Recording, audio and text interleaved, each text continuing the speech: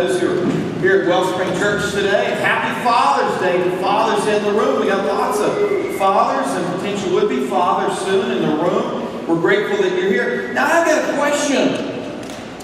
Around Mother's Day, man, the airwaves, TV, internet's full of all these things about Mother's Day, aren't they?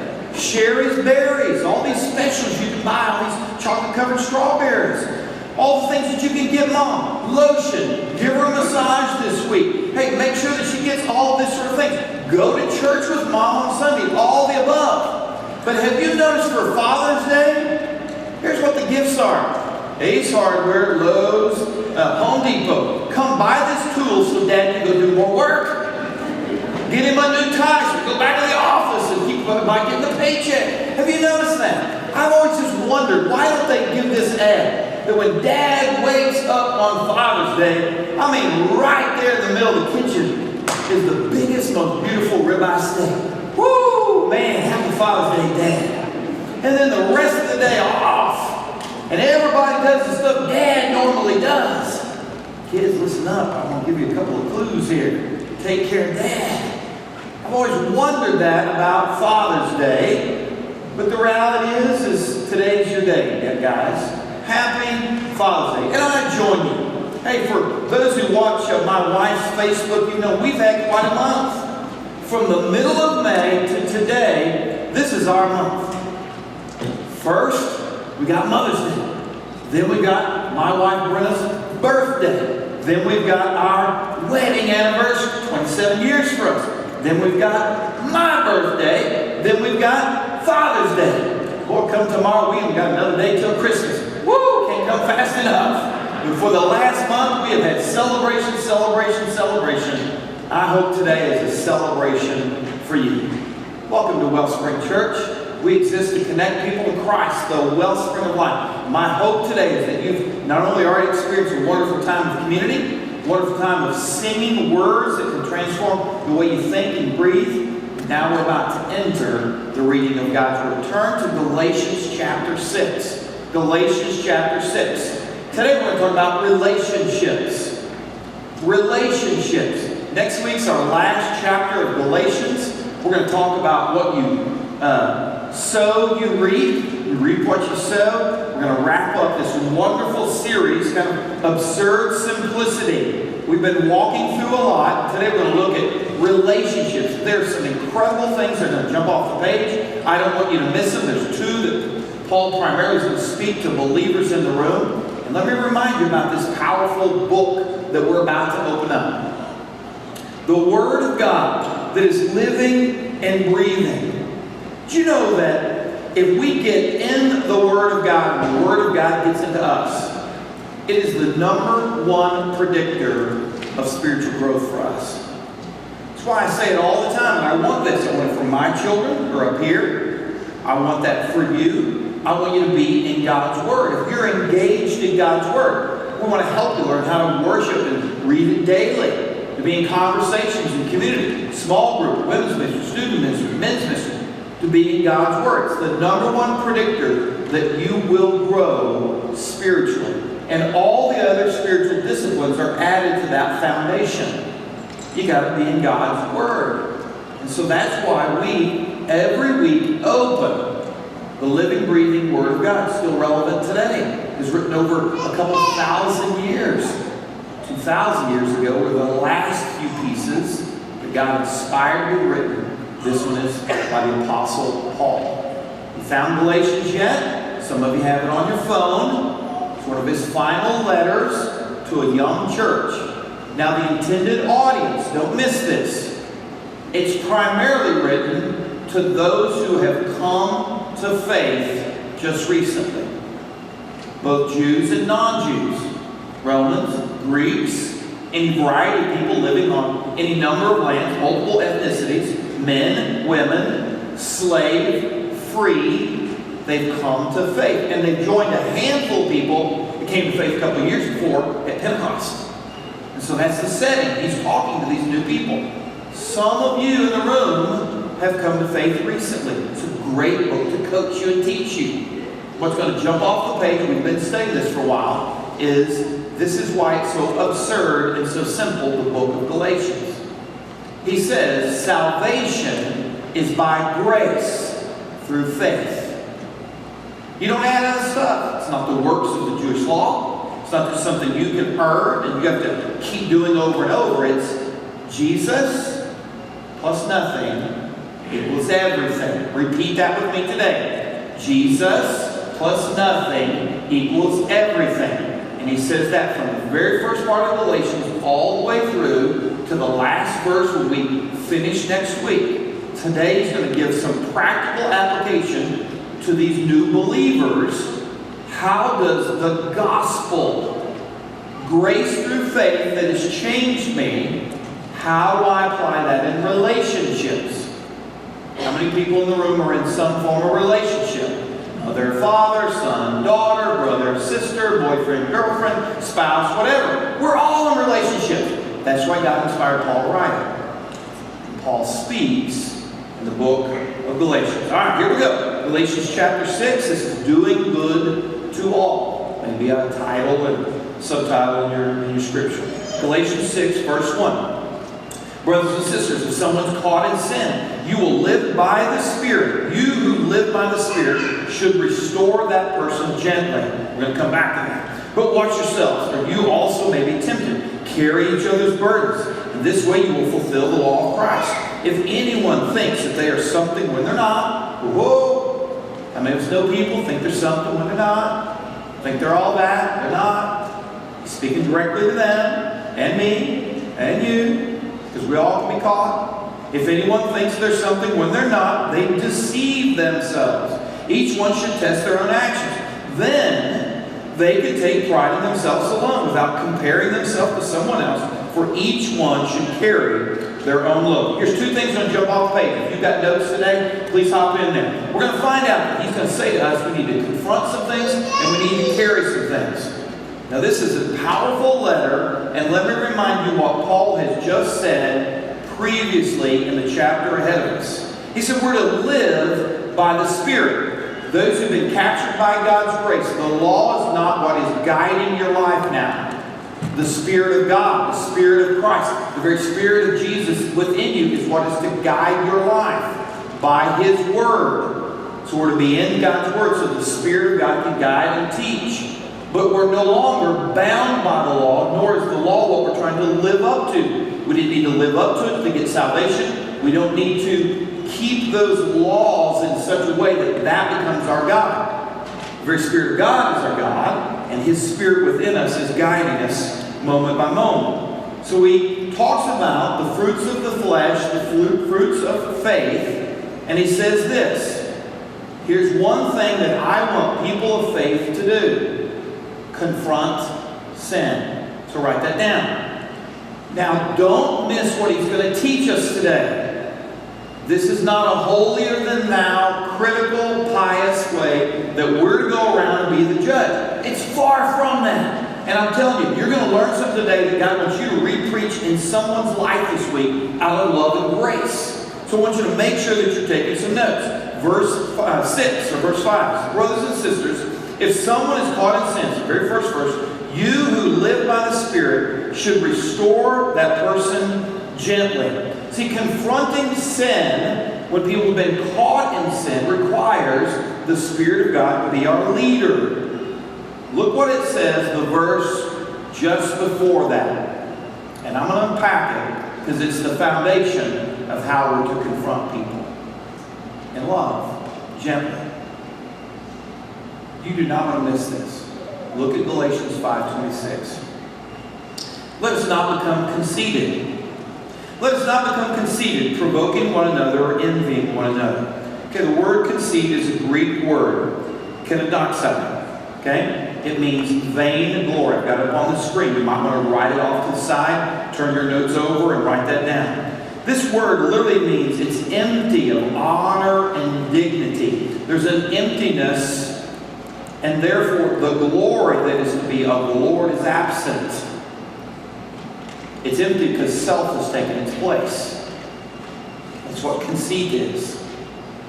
We're constantly consumed by self instead of the glory of God. It's a deep insecurity. It's an absence of a glory and honor of God. It's a hunger to prove or present ourselves greater than we are, to prove our worth, to prove our value. Everybody understands what conceit is. And we've all struggled with it. We've all struggled with wanting ourselves to look better in front of everyone else, striving to earn the blessing of our Father or the blessing of people around us. It's conceit. And he goes on to say, this naturally leads when there is this absence of the glory of God in us. I am a child of God. When I don't know that, hey, my worth and value is because of what Christ is in me. I'm trying to get that from my father, who may be dysfunctional, absent, horrible, whatever. Hey, praise God for good fathers. And there's no perfect father. Grateful for my father, a wonderful, loving God the Father. But all of us didn't grow up in those kind of homes, potentially.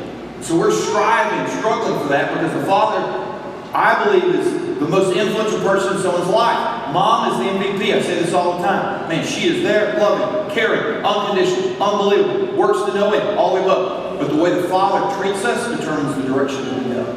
In the absence of the Father, we start seeking until we find the Heavenly Father by His grace to guide us. We're going to struggle over life. God wants us to have His blessing most of all. And the image of the earth, the Father, is part of what starts that. So conceit is when we replace the very image of God in us with self or an emptiness, and we're just struggling to find what can fill only what God can fill. So what naturally happens? Well, we compare and we compete. We compare and we compete. We look at everybody around us and try to say, oh, I'm better than them. Or we look at everybody around us and we go, ooh, I feel pitiful today because everybody's better than me. You get this, don't you? This is what happens in our lives. What happens intellectually. It's what happens emotionally. And so he goes on to say, look what happens. This is in Galatians 1 through 5. We start provoking.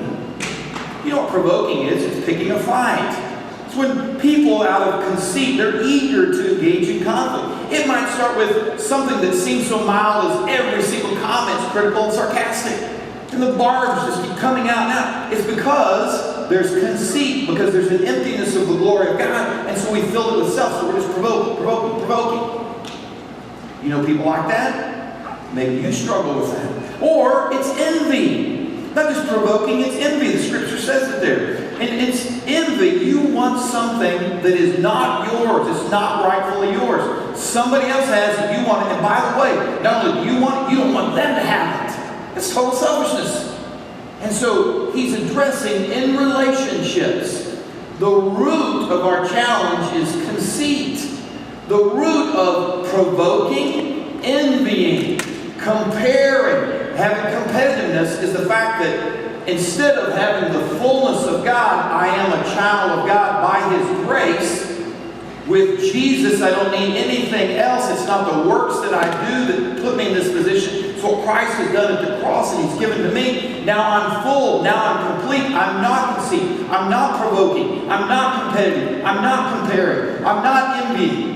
He says, look, that's where you have fullness of life. So he's addressing in relationships. I'm free to give in relationship when I've got God fully in the center and filling me. Because I'm not looking for others to fill that. And I'm not looking to others to put them down a step ahead. Or I'm not looking to others to try to pull them down out of envy. That's the depth of what he's saying here. Now most of us just gloss over that and go, oh, people call it sin, go address sin. That's not what he's saying. We're going to get to that in a second. The root is what's going on in us. The root is this competitive comparison. And it leads to a spirit of superiority. We understand that. It's many of us, especially men, especially boys, we think, oh, spirit of superiority physically, I'm going to pick a fight because I can beat you up. Or some guys learn in college, I'm an idiot, I pick a fight with guys just beat me up. We don't want to do that, but it's a spirit of superiority. I can take you down, so I will. Or a spirit of inferiority. Many people struggle with that. And it's equally the same. Woe is me. I'm not as pretty. I'm not as strong. I don't have that kind of family. I don't have that kind of opportunity. And it is a pity-filled sense of worth. And so conceit can lead to so many things, none of which are led by the Spirit of God. So that's the point he's making in verse 26. And he says, now if you're led by the Spirit of God, by the gospel of grace, I'm going to give you some instructions. But it's critical to know who you are so that you're not leading absent the loving, gracing, fullness, merciful, powerful, living Spirit of God. So check yourself before you get into the next conversation, because it's important for us to know who we are. See, conceit is a rejection of the gospel. Conceit is saying, look, I am, and it's something you've done. I'm better than, I've earned, I've discovered, I've done something. Therefore, no, that's not the gospel. The gospel is Jesus, the cross, gives me value and worth because of what He's done, and I receive that by grace through faith. Some of you need to respond to that today. Quit trying to earn that. You need to receive that. See, when conceit is warring in our heart, don't miss this. Let me offer some guidance here. Some of you are going, man, he is talking to me because I know there's so many days, and even in my own home, my own children, man, I love them, and there's so many times I'm kind of lording over them, and I'm trying to prove that I'm superior. Oh, God, what am I supposed to do? Let me offer some thoughts here. Quit looking at you and look to God. Quit thinking it's all about you. And say, God, would you guide me? Fill my heart, my mind, my thoughts with you. God, you are superior, and I'm yielded to you. And God, let me look at others as a way to serve, not to stand on top or be superior. Some of us struggle more, with the whole inferiority. Let me remind us. It's not what others think about you get your worth. It's what God thinks about you. And so I pray you'd find your value in what God says and thinks about you. And so when that struggle is going on, we find that our worth is found in the gospel. The gospel that Jesus said, I've created you in my image. I've come to live within you. This warring that's going on, I'm going to put at peace and rest because what I completed through the cross can complete you wholly. Complete, 100%, the very Spirit of God, making you completely valuable in my eyes forever. And I hope you'll receive that. I'm going to go off script for just a minute, which is always a dangerous thing to do.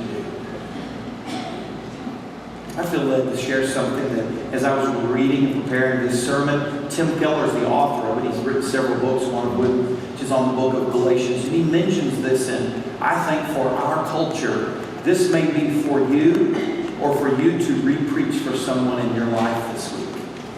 This is a powerful concept. Let me talk to you about how the gospel in relationships affects one area. And it's one the world's consumed with. Sexual relationships. Now, I'm not going to be here and be so provocative that, oh my gosh, my pastor's talking about sex today. I want you to listen. I want you to listen because this can set you free. See, we approach sexual relationships because God has birthed us with a desire for sexual intimacy. That's a good thing. Young people, that's a good thing. I want you to hear the fullness of what I'm about to say. But we approach it in one of two ways. If we're a moralist, if we're moral, regardless of whether we have spiritual conviction or not, we're moral, one of two things happen. Or we're a hedonist. We care less about the morality of sexuality. We're hedonists. So if you're a moralist, here's what happens. One, you either view sexual intimacy as wrong. This is wrong. So if I'm moral, I'm not going to have sex. Or I'm going to have sex because I have such a void and I need that to fulfill me. I need sexual intimacy to fulfill me. And so I'm struggling. I got this tension because I know that potentially it's wrong. Man, I'm not committed to this person. I'm not committed to God's ways. And so I'm struggling here. I'm moral, but my gosh, sex is so great. And so I got to have it. And so, man, it's going to fill me. It's going to fill me. And it's empty. And so the moralist is struggling over here with this emptiness, conceit.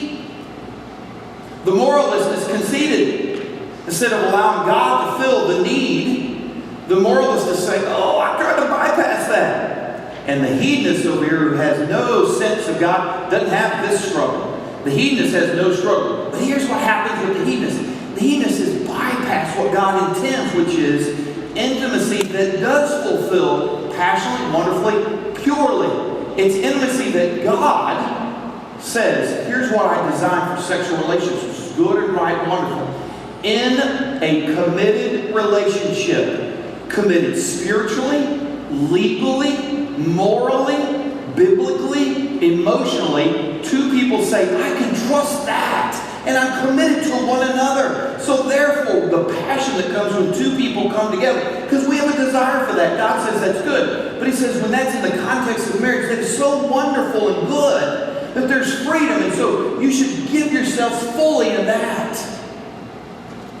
There's no conceit there. That's a gift and glory of God. And yet our world says, oh man, so many people, all of us can fall into this. Well, I can just care less about, but you know, when we bypass and just have sex with anybody, it's empty. I mean, it's just not fulfilling at all. So many people are bound to this. They're going, oh my gosh, I really long for this, what God wants. And some of us who are children of God, some of us have a moral compass. We go, oh, I keep dipping into what God. And He says, the gospel is this. I want to give you what I created fully, but fill it with the glory of me and trust that in His perfect timing, I'm going to fill it with the glory of all the other things I want for children of mine. Woo! Got a lead balloon in the room today. That's pretty heavy stuff. I feel like it needed to be said because in the midst of the gospel, He has just said the works are the fruit of the flesh, and He lists them. The works are the fruit of the Spirit, love, joy, peace, patience, kindness, goodness. Hey, if you're in a relationship where that is overflowing between two people, love, joy, peace, patience, kindness, goodness, gentleness, faithfulness, it's not all the other lists that He puts at the end of Galatians 5. It's a list of godliness that when you're in that relationship, context of healthy marriage and pure marriage, God says, man, I'm going to bless that. So let that sit and simmer. Some of you are going to throw it out. I hope that the Spirit of God will guide your thoughts in that area. All right, let's get back to the scripture here. We're going to talk about confronting. We're going to talk about carrying. Woo, that was only 5 minutes off script, so I'm back on schedule here. All right? Confronting and carrying. Confronting. You know, it's hard to confront people sometimes who are caught in sin. So listen, this is what makes it easier. When we are led of the Spirit of God, He says, do it gently. 1 Peter 4:8. Love covers a multitude of sins. So here's what the Scripture is about to speak into, and I don't want you to miss this. For those who are caught in sin, here is not what this word means. For those who are caught in sin, it is not the moment when your child, your hand gets caught in the cookie jar. You've been caught in sin. It's not the moment that you stand before somebody, you're lying through your teeth, and they got the video camera that shows the absolute truth. That is not it. It's not the moment you walk into the adulterous room and there are naked bodies all over the place and they've been caught in sin. That is not what He's saying right here. What He is saying is, now listen, what He's saying is, this is like that seal or that dolphin that gets caught in the net out in the open ocean. And they were simply walking through life and maybe made one bad choice and they went and veered away from the pool of other dolphins or seals, and now they were going after it, and all of a sudden they get caught in the fisherman's net, and the fisherman's net's bringing them up. But the fisherman's net can't get them up top to the top fast enough. So what happens to a dolphin or seal? You see this all the time. They get killed because they are stuck in this net. And it's sucking the life out of them, and it can't get fast enough for them to get up and get oxygen. And they're just caught with all the other stuff in the net. And it's taking everything that was intended for them out of them. Okay, that's the image of someone caught. They're a place they need help. They need a place where they need rescue. And God says, that's the very purpose. The purpose is not for me to walk out and say, you're in sin. That is not what God inspires Paul to say. God says, you need help. And I want to help you. And so those led of the Spirit, not critical conceit, right? So this is not about me. This is about, I love you so much. I want to help you out of this. If you were a fisherman, you cut your nets if you let these beautiful animals go. Because that's what fishermen do all the time when something that they weren't intended to catch needs to be set free. In the same way, God says, look, I want believers led of the Spirit, love, joy, peace, go. And when you have a brother or sister, you know they love me. They're just caught. They may have made one bad choice, but now it has sucked them down to where it's going to take their life. Step in and out gently. Step in gently and help. Let me tell you how I do that gently. I pray first always, and I let God open a window I can walk through. And as I pray, God, there's a brother, and he's struggling, and I want to help. God, would you let him send the first text? Lord, would you let him open the window of that conversation? Lord, would you let him? And I'm praying all along, and I'm saying, hey, thinking of you. Hey, man, how you doing? Hey, what's going on in your life? But it's not my place to be the judge who can say, you're in sin. It's my place to say, hey, I'm open for a conversation. I want to help. And I want to guide you back to what your love is, where it's going to be complete and full, not conceited. It's going to be full of the Spirit of God. I want to help, restore gently. All right, here's the second thing that he says. After someone's been rescued, we're to carry one another's burdens. Woo! Our millennials, they are good at this. Man, this generation is about living and doing life together and being genuine and authentic and all of these things. Hey, it started with the Word of God in Galatians 2,000 years ago. It's about people saying we do life together. We're not intended to go it alone. And so he says right here in Galatians 6:2, carry each other's burdens. In this way you will fulfill the law of Christ. Woo! This is some good stuff right here. First thing he says is carry one another's burdens. This is the heaviness of life. All right, if there's anybody in the room that has ever had the heaviness of life, raise your hand. Anybody experience it? We all do. Until we get to heaven, we have the heaviness of life. Man, sometimes this is when our health is horrible. When we've experienced loss, or maybe death of people we love. Maybe our job. Maybe a sense of someone rejecting us. It might be that we're working for someone in authority over us, and man, it's just horrible, it's hard, the heaviness of life.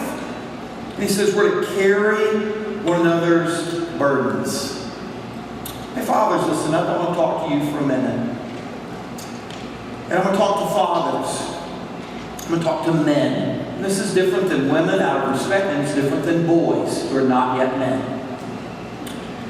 For a man to have a job, get up every day and work is a good thing and a required thing.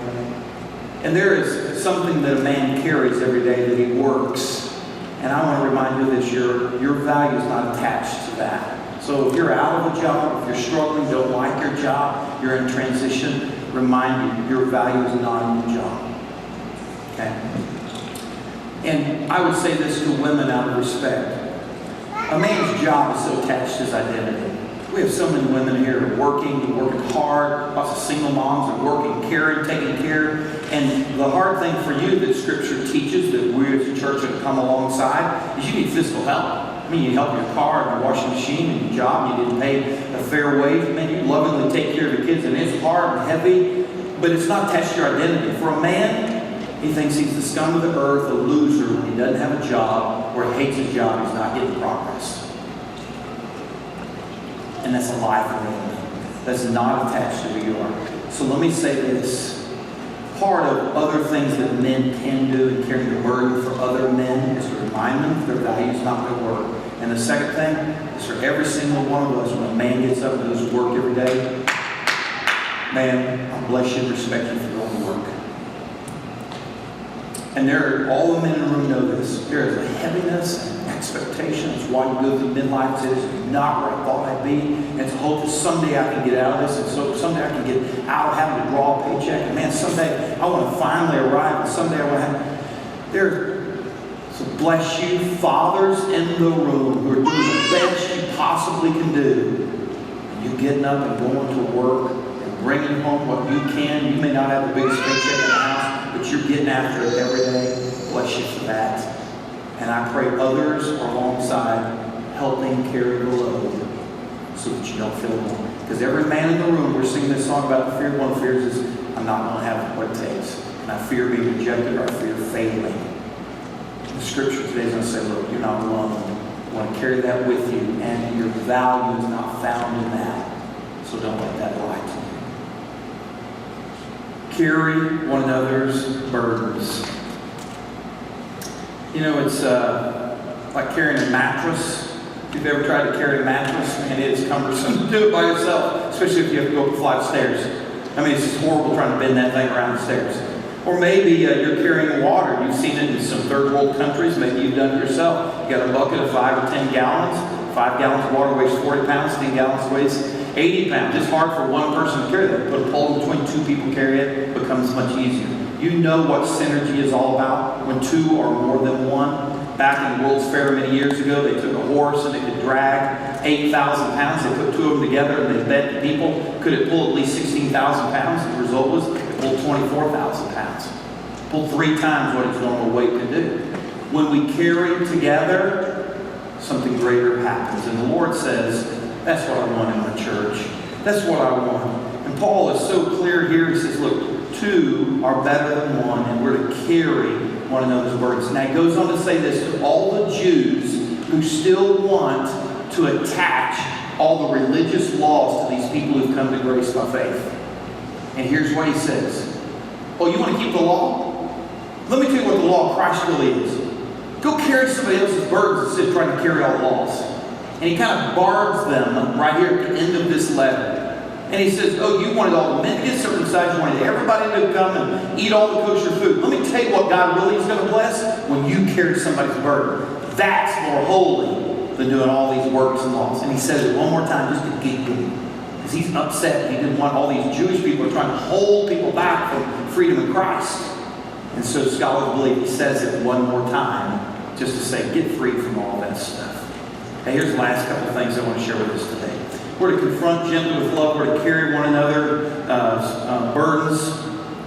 Man, wouldn't it be great if you walk through life every day knowing not only you're not alone, if you get caught, someone's going to gently restore you. That, man, you've got people around you willing to walk through life and remind you where your identity is and this void that you can't seem to fill. They keep talking about Christ and putting that back in. It's called the church. Jesus says we all need to be part of it. And he invites us to it. Man, that's the beautiful picture of the church. And some of you are experiencing that. We've got some that are in a relationship going, man, I am alive. For the first time spiritually, I'm alive. I'm with other women. I'm with other men. I'm in a small group. I'm with college students. I'm with married couples. Man, I'm alive because I'm being reminded of the Word of God constantly, and it's bringing life to me. I'm going to close with this, because God may be speaking to one today. There is one burden that we cannot share. John Stott, great author and speaker, writes this. There's one burden that we cannot carry. We cannot share. And that is our responsibility to God on the day of judgment. So listen carefully. On that day, you cannot carry my pack, and I cannot carry yours. And so let me remind those who God has drawn to faith, you've got to step across the line of faith on your own. Your parent can't carry you across. Your spouse can't carry you across. Your friend can't carry you across. Your dad on Father's Day can't carry you across. You've got to step across into the arms of Christ solely on your own. And so these wonderful admonition, instruction about relationships in Christ, he says to those who are yet in Christ, come, step across, come to me. Find your identity in me, and let the sole relationship of the gospel of grace through faith define you. Then you'll have the capacity to follow all the other instructions. And let's pray. Heavenly Father, thank you that perhaps today there are people that are going to cross the line of faith. Lord, we're aware just in this small fellowship, maybe as many as 20 people have done that in the last 3 weeks. They've done it in this room. They've done it at a Harvest Crusade. They've done it at a summer camp. They've said, man, I'm carrying my pack across. Someone can't do that for me. Jesus is calling me by name, and I'm stepping across the line of faith. I'm receiving by faith God's grace. And so I pray if there's anyone in the room today that needs to do that, Lord, now would be their moment. They would say, I'm ready.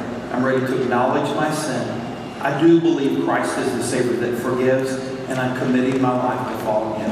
If you'd say today, that's me, I am that, Pastor Chris, that is what I've been hearing, sensing. Well, today it's all making sense. I need to step across the line of faith. If you'd say, today, I'm doing that. By faith, I am receiving the grace of Christ.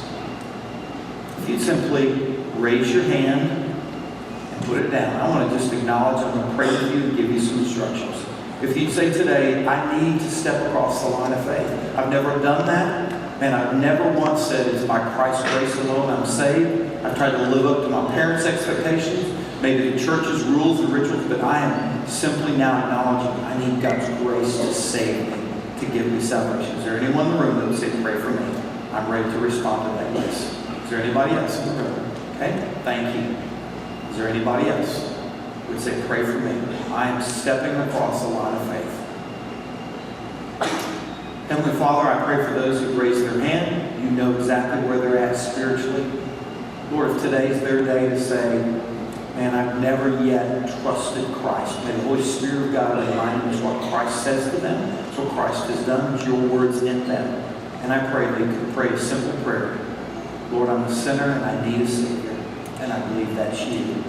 And I thank you for bringing me by my head and my heart to a place to totally trust you. And I do that now. There are believers in the room who would say, gosh, today I have just been reminded how much conceit so overwhelms me. Would you just speak to the Lord? I'm not going to ask anybody to move other than you move your heart to the Lord. Speak to Him. If you've been struggling and you've put so much other stuff in the way that Jesus isn't Lord of all, just say to God, take all that away. Help me not to have a spirit of superiority where I look down on everybody. Help me not to have a spirit of inferiority. I don't look to you for my identity, but I keep thinking what others think of me is more important. Lord, guide me to fullness in you. Lord, I pray that the conceit would leave and Christ would fully reign in hearts and minds in this room. Thank you, God, you give us instructions about relationships. May we relate so intimately with you that every other form of relationship in life is in full. Because we hear your voice and we follow. Guide us, Lord. Guide us to be people this week. Guide us as we further respond and worship today. In Jesus' name.